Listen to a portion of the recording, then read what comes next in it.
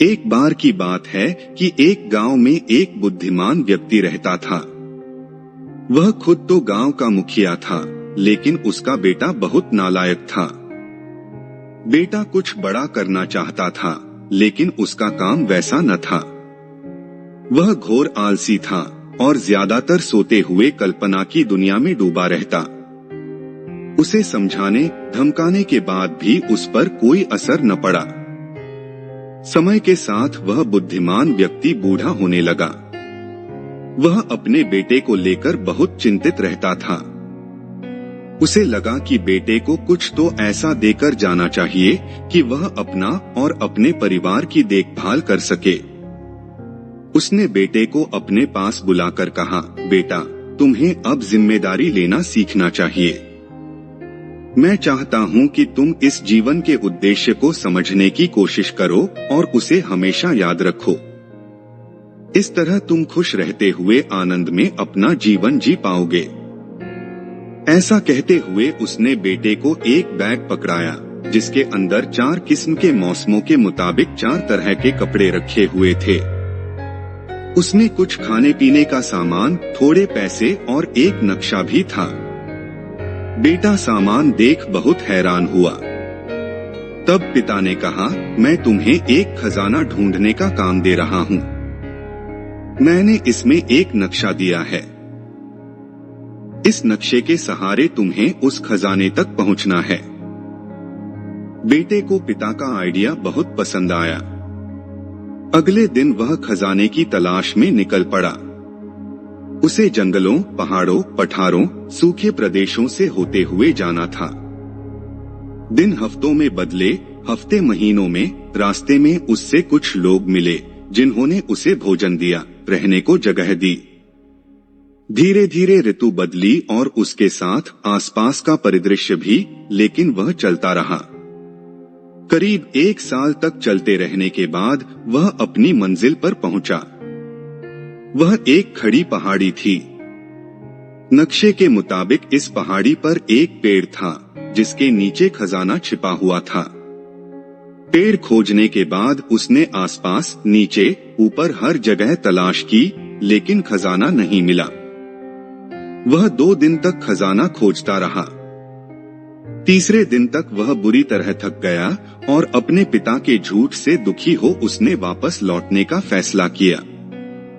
लौटते हुए फिर से उसने ऋतुओं को बदलते देखा। उसने बदलते मौसम के खूबसूरत रंगों का भरपूर आनंद लिया। उसने वसंत में फूलों को खिलते देखा, मॉनसून में तितलियों और चिड़ियों के रंग देखे, सूर्योदय और सूर्यास्त के जादुई नजारे देखे।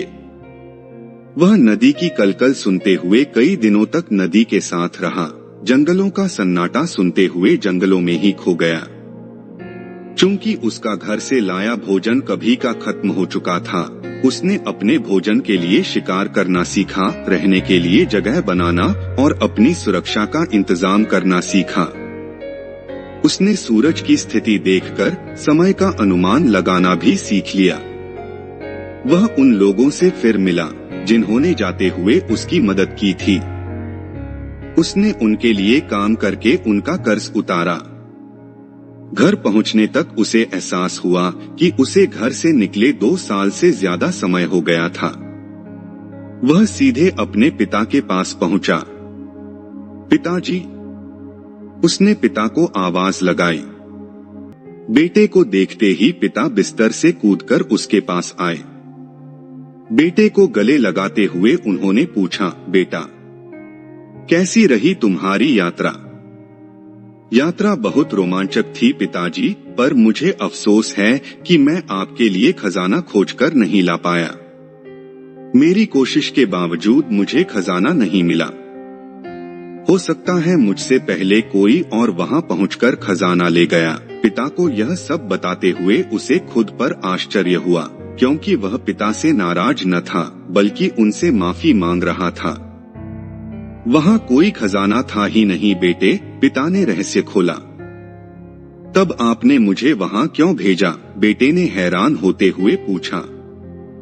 मैं तुम्हें जरूर बताऊंगा कि मैंने ऐसा क्यों किया, पर पहले तुम बताओ तुम्हारी यात्रा कैसी रही।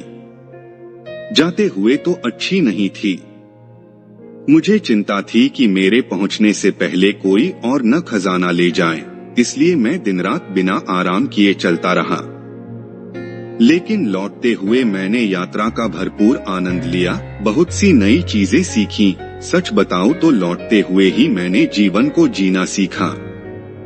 मुझे खजाना न खोज पाने का भी कोई दुख नहीं हुआ।